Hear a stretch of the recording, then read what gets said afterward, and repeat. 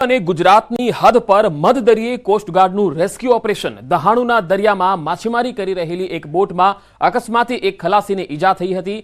ગંભીર ઈજાને કારણે તબિયત લથડતા કોસ્ટગાર્ડના જવાનો તેની મદદથી પહોંચ્યા હતા અને કોસ્ટગાર્ડની ટીમ દ્વારા 10 કિલોમીટર દરિયામાં જઈ અને ઈજાગ્રસ્ત ખલાસીને બોટમાંથી દરિયા કિનારે લાવી દહાણુની હોસ્પિટલમાં સારવાર માટે દાખલ કરાયો હતો।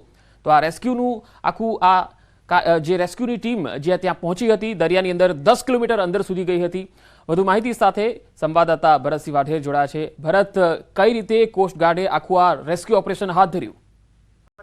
बिल्कुल पंकज, वलसाडना અને મહારાષ્ટ્રની હદ પર આવેલા દાહણુના દરિયા કિનારે અંદર 10 કિલોમીટર દૂર એક માછીમારી કરી રહેલી રાધેકૃષ્ણ નામની એક બોટમાં કોઈ કારણસર એક ખલાસીને ઈજા થઈ હતી। તેને તાત્કાલિક સારવારની જરૂર હતી। આથી બોટ માલિકે કોસ્ટગાર્ડને તેની જાણ કરી હતી। બનાવની જાણ થતાં જ કોસ્ટગાર્ડની રેસ્ક્યુ ટીમ તાત્કાલિક સ્થળ પર પહોંચી હતી અને દરિયા કિનારેથી 10 કિલોમીટર અંદર જઈ અને બોટમાં ઈજાગ્રસ્ત ખલાસીનું રેસ્ક્યુ કર્યું હતું ને ત્યારબાદ તેને દરિયા કિનારે લાવી અને દહાણુની એક હોસ્પિટલમાં સારવાર માટે ખસેડવામાં આવ્યો હતો। આમ કોસ્ટગાર્ડની ટીમ તાત્કાલિક બનાવની જાણ થતાં જ ઈજાગ્રસ્ત ખલાસીના વહારે પહોંચી હતી અને રેસ્ક્યુ કર્યું હતું। આમ 10 કિલોમીટર દૂર દરિયામાં દિલધડક રેસ્ક્યુનો વિડીયો અત્યારે સોશિયલ મીડિયામાં વાયરલ થઈ રહ્યો છે અને કોસ્ટગાર્ડની કામગીરીની સરાહના થઈ રહી છે। પંકજ જી ભરત, આપ મારી સાથે જોડાયેલા રહેશો। તો મધદરિયે કોસ્ટગાર્ડનું આ રેસ્ક્યુ ઓપરેશન જેના દ્રશ્યો આપ જોઈ શકો છો। રાજા કૃષ્ણકુમારસિંહજી યુનિવર્સિટીમાં કાયમી કુલપતિની નિમણૂકની માંગ ઉઠી। યુનિવર્સિટીમાં મોટાભાગના હોદ્દાઓ પર ઇન્ચાર્જ પર મૂકેલા વહીવટદારો કામ કરી રહ્યા છે, જેના કારણે યુનિવર્સિટીમાં નીતિ વિષયક નિર્ણયો લઈ શકાતા નથી। જો કે સરકારમાં કાયમી કુલપતિની નિમણૂક કરવા અગાઉ રજૂઆત પણ થઈ છે, છતાં તેનો કોઈ ઉકેલ આવ્યો નથી। ખુદ વાઇસ ચાન્સેલરની સીટ પણ ઇન્ચાર્જથી ભરાયેલી છે। એક તરફ યુનિવર્સિટી પરિસરમાં રોડ રસ્તાઓ જર્જરિત છે અને બીજી તરફ યુનિવર્સિટીને મળેલી લાખો રૂપિયાની ગ્રાન્ટ હજુ પણ વણ વપરાયેલી છે। ગુજરાત પબ્લિક એક્ટ લાગુ થયાને 1 વર્ષ થઈ ગયું, હજુ પણ યુનિવર્સિટીના તમામ વિષયો માટેના બોર્ડની રચના પૂરી થઈ શકી નથી। મહત્વનું છે કે વર્ષ 1978 થી 2024 સુધીમાં મહારાજા કૃષ્ણકુમારસિંહજી યુનિવર્સિટીમાં અત્યાર સુધીમાં 34 વાઇસ ચાન્સેલર નિમાયા, જેમાંથી 19 વાઇસ ચાન્સેલર ઇન્ચાર્જ પર હતા। બોરવાવ ગામના એક ખેડૂત યુવકે બનાવેલ ડ્રાયફ્રૂટ ગોળનો સ્વાદ લોકોને દાઢે વળગ્યો છે। ખાસ કરીને શિયાળામાં ગોળની માંગ ખૂબ રહે છે। ડ્રાયફ્રૂટ ગોળ બનાવનાર સંજય શિંગાળાનું કહેવું છે કે અમારા ડ્રાયફ્રૂટ ગોળમાં કાજુ, બદામની સાથે સાથે દેશી ઘી અને આયુર્વેદિક ઓસડિયા નાખવામાં આવે છે। આ ગોળનો સ્વાદ થોડો અડદિયા જેવો લાગે છે। અહીં ફક્ત ડ્રાયફ્રૂટ ગોળની સાથે સાથે સામાન્ય ગોળ તો બનાવવામાં આવે જ છે। સામાન્ય ગોળનો ભાવ 50 થી 55 રૂપિયા પ્રતિ કિલો છે, જ્યારે ડ્રાયફ્રૂટ ગોળનો ભાવ 120 રૂપિયા પ્રતિ કિલો છે, જ્યારે બજારમાં આ ગોળની કિંમત 150 થી વધુની છે। આ ગોળ ફ્રીજની બહાર 3 મહિના સારો રહે છે। આમ ગોળ વધારે મહિના સારો રહી શકે છે, પરંતુ ડ્રાયફ્રૂટ હોવાના કારણે તે ખોરું થવાની શક્યતા રહે છે। હાલ આ ગોળનો સ્વાદ આસપાસના વિસ્તારમાં લોકોને દાઢે વળગ્યો છે।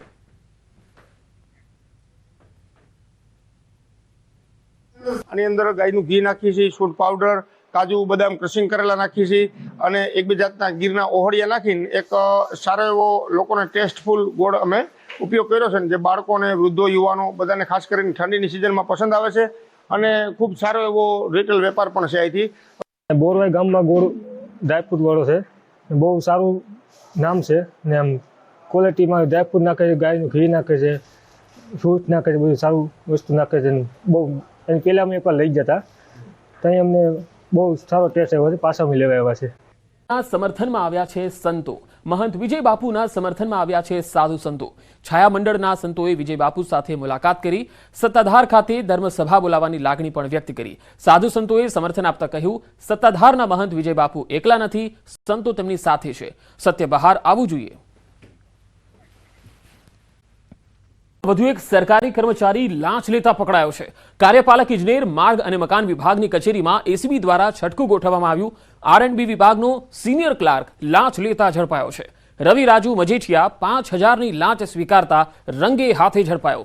ફરિયાદીએ સરકારી ક્વાર્ટર મેળવવા 5 મહિના પહેલા અરજી કરી હતી। ક્વાર્ટર ઉપલબ્ધ ન હોવાથી ફરિયાદીને મકાન ભાડું મેળવવા પ્રમાણપત્રની જરૂર હતી। આ પ્રમાણપત્ર આપવા લાંચની માંગણી કરાઈ હતી। લગ્નના 1 દિવસ પહેલા મોરતિયાએ ખાવી પડી જેલની હવા। લગ્ન પ્રસંગ માટે બુક કરાવેલા હોલમાં રમતો હતો જુગાર। વરરાજા અને સંબંધીઓ જુગાર રમતા રંગે હાથે પકડાઈ ગયા। વરરાજા નવાઝ શરીફ કાંગડાના આવતીકાલે લગ્ન હતા। રાંદેર વિસ્તારમાં આવેલ ટુંબી હોલમાં રમતા હતા જુગાર।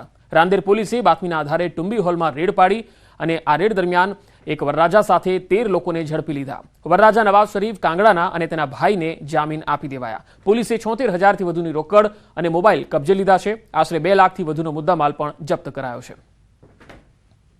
નવાબ કાગડા કરીને છે એ તુંબી હોલમાં એના ભાઈના લગ્ન હતા એટલે હોલ ભાડે રાખેલો હતો અને ત્યાં જુગાર રમતા હતા. એ જુગાર રમતા ત્યાં પોલીસને બાતમી મળેલ, જેથી 13 જેટલા કુલ ઈસમોને 2 લાખ જેટલા મુદ્દામાલ સાથે મોબાઈલ ફોન સાથે પકડી પાડેલ છે અને તેમના વિરુદ્ધમાં કાયદેસરની કાર્યવાહી કરવામાં આવેલ છે.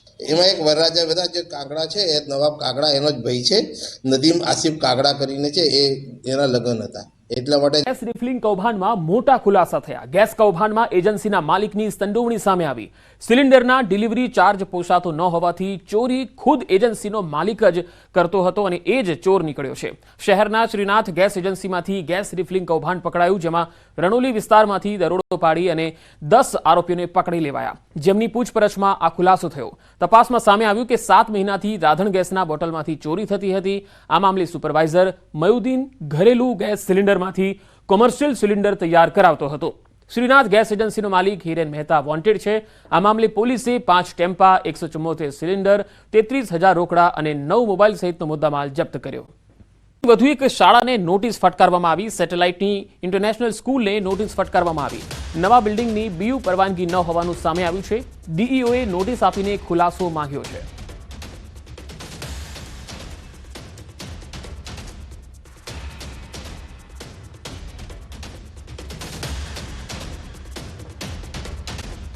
વાત સુરતની. સુરતમાં બોગસ ડોક્ટર પકડાવાનો સિલસિલો યથાવત છે. વરાછા પોલીસના 2 બોગસ ક્લિનિક પર દરોડા, 2 નકલી ડોક્ટર અને 1 કમ્પાઉન્ડરની ધરપકડ કરાઈ છે. જુગલ વિશ્વાસ અને મિલન વિશ્વાસની ધરપકડ કરાઈ છે. આ બંને સગા ભાઈઓ છે અને બોગસ ક્લિનિક ચલાવતા હતા. બંને ભાઈ ધોરણ 12 પાસ હતા અને ડોક્ટરના ક્લિનિક પરથી એલોપેથી દવાઓ પણ કબજે કરાઈ છે. તો આ તસવીરોમાં તમે જોઈ શકો છો કે બંને સગા ભાઈઓ અને 12 પાસ છે અને ડોક્ટર બની બેઠેલા આ ડોક્ટરો ક્લિનિક પણ ચલાવતા હતા, દવાઓ પણ આપતા હતા. તેમના આ ક્લિનિકમાંથી દવાઓ પણ કબજે કરવામાં આવી છે. આ નકલી ડોક્ટરો છે અને એક કમ્પાઉન્ડર, એમ કરીને કુલ 3 લોકોની ધરપકડ કરાઈ છે.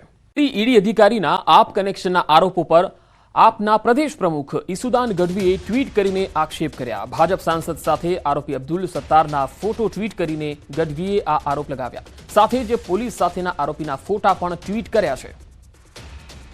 તો આ પ્રદેશ પ્રમુખના આક્ષેપોને ભાજપે પણ જવાબ આપ્યો છે. પ્રદેશ ભાજપ પ્રવક્તા યજ્ઞેશ દવે કહ્યું છે કે જાહેર જીવનમાં રહેતા નેતા કોઈને મળે તો તેનો ક્રાઇમ રેકોર્ડ નથી જોવાતો. સાથે જ તેમણે આરોપીએ કરેલા કબૂલાતનામા અંગે પણ મોટો ખુલાસો કર્યો. ભારતીય જનતા પાર્ટીના કોઈ પણ નેતાઓ, બધા લોકપ્રિય નેતાઓ છે, લોકપ્રિય નેતા પ્રજાની વચ્ચે જતા હોય છે ત્યારે પ્રજાના વ્યક્તિઓ એની સાથે ફોટા પડાવતા હોય છે. ત્યારે એનો કોઈ ક્રિમિનલ રેકોર્ડ હોય કે ન હોય એનો કંઈ ખ્યાલ નથી. પરંતુ એ ભારતીય જનતા પાર્ટી એવા કોઈ ક્રિમિનલને પોતાના પક્ષના પદાધિકારી નથી બનાવતા.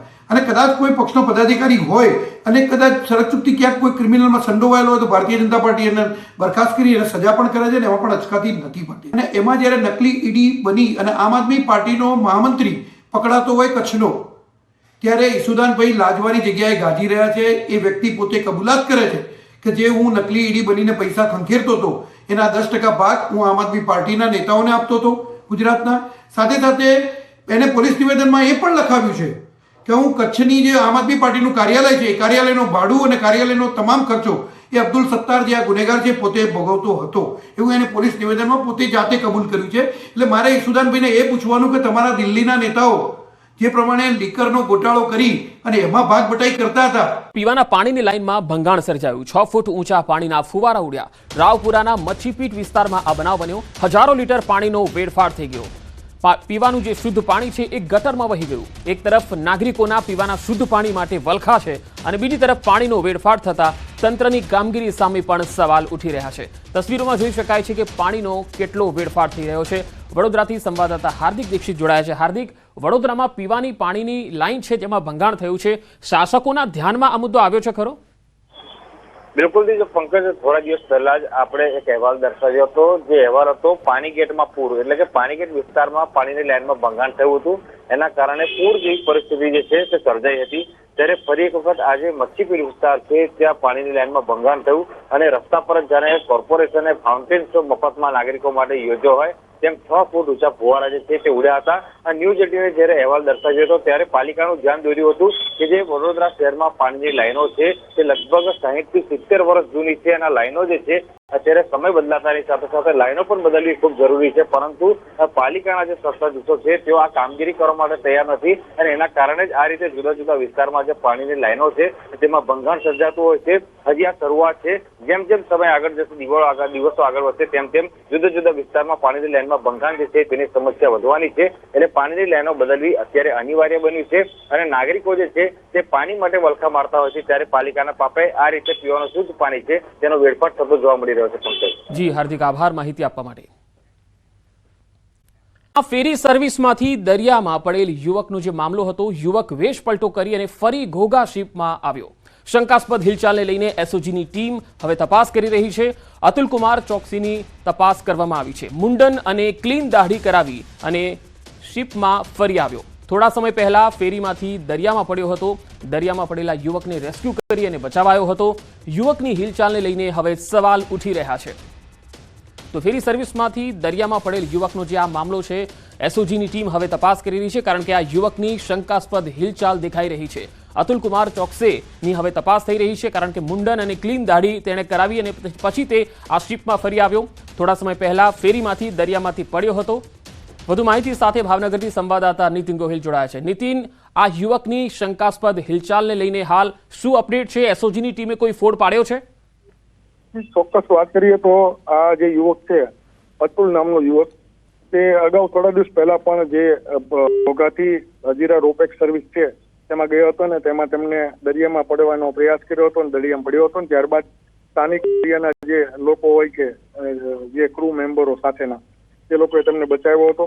પરંતુ ફરી વખત આ શખ્સ છે તે સુરતથી પોતે ભાવનગર આવ્યો અને ફરી વખત તે માથે મુંડન કરાવી અને પછી કોઈ ફરી વખત આ બાબતનું કોઈ કૃત્ય કરવાને લઈ અને આવ્યો હોય તેવું શંકા ઉપજાવી રહ્યું છે, કારણ કે તેમનું આધાર કાર્ડ ચેક કરતા યુવક છે તે પકડાયો હતો અને હાલ ઘોઘા પોલીસ અને એસઓજી પોલીસ છે તેમને આ યુવક છે તે સોંપવામાં આવ્યો છે. ને આ જે યુવક છે તેમની એક બાબત છે તે સામે આવી છે કે આ યુવકને એક C6 નામની બીમારી, એટલે કે દરિયામાં પાણીને લઈને કોઈ આ બીમારી આ યુવકને હોઈ શકે.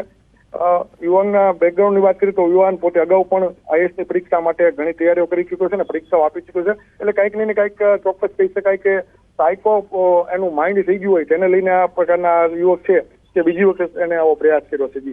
જી નીતિન, આભાર માહિતી આપવા માટે. કાંડમાં વધુ એક આરોપીની ધરપકડ કરાઈ છે. મહિલા આરોપીની ક્રાઇમ બ્રાન્ચે ધરપકડ કરી છે. આરોપી રાજશ્રી કોઠારીની રાજસ્થાનથી ધરપકડ કરાઈ છે. આરોપીની ક્રાઇમ બ્રાન્ચે ધરપકડ કરી લીધી છે. ખ્યાતિ હોસ્પિટલમાં રાજશ્રી કોઠારી ભાગીદાર છે. તો આ મહત્વપૂર્ણ ખબર આવી રહી છે. ખ્યાતિ કાંડ મામલે એક આરોપીની ધરપકડ કરાઈ છે. મહિલા આરોપી છે જેની ક્રાઇમ બ્રાન્ચે ધરપકડ કરી છે. રાજશ્રી કોઠારી, જેની રાજસ્થાનથી ધરપકડ કરવામાં આવી છે. ક્રાઇમ બ્રાન્ચની ટીમ તેને અમદાવાદ લઈને આવી છે અને ખ્યાતિ હોસ્પિટલમાં રાજશ્રી કોઠારી ભાગીદાર હોવાનું ખુલ્યું છે. હવે તેમની પૂછપરછમાં વધુ કેટલીક હકીકતો પણ સામે આવે તેવી શક્યતા છે.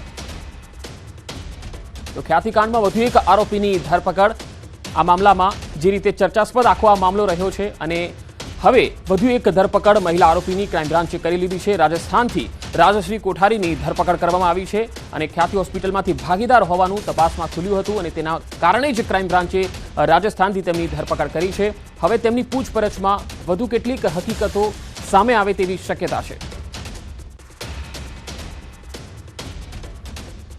અમદાવાદના ખ્યાતિકાંડમાં વધુ એક ધરપકડ. ખ્યાતિકાંડનો મામલો જે ખૂબ જ ચર્ચાસ્પદ રહ્યો હતો અને ઓપરેશન કઈ રીતે થઈ રહ્યા હતા અને તેમાં પણ PMJAY નો કઈ રીતે દુરુપયોગ થતો હતો એ આપણે સૌએ જોયું છે અને તેમાં એક બાદ એક ધરપકડ થઈ છે. અને હવે વધુ એક ધરપકડ એક મહિલા આરોપીની કરવામાં આવી છે રાજસ્થાનથી અને રાજશ્રી કોઠારી નામ છે આ મહિલાનું, જે આ હોસ્પિટલમાં ભાગીદાર હતી. ક્રાઇમ બ્રાન્ચની ટીમ રાજસ્થાનથી આ મહિલાને ધરપકડ કરી અને હવે અમદાવાદ લઈ આવી છે. વધુ કેટલીક પૂછપરછ આ મહિલા આરોપીની થશે, કારણ કે આ હોસ્પિટલમાં કઈ રીતે વહીવટ થતો હતો, કેવી રીતે ત્યાં ટાર્ગેટ આપવામાં આવતા હતા તેમની ટીમને, વધુને વધુ ઓપરેશન કેવી રીતે કરવા અને કેવી રીતે ટાર્ગેટ આપવા અને ગામોમાં કેવી રીતે મોકલતા હતા, તેની કેટલીક હકીકત તેમની પાસે પણ હોઈ શકે છે, કેટલીક જાણકારી તેમની પાસે હોઈ શકે છે. ક્રાઇમ બ્રાન્ચની ટીમ આ મહિલા આરોપીની પૂછપરછમાં આ બાબતનો ઉકેલ મેળવે તેવી શક્યતા છે. આ સિવાયના પણ ઘણા બધા પાસાઓ છે તેની પણ તપાસ થઈ શકે છે.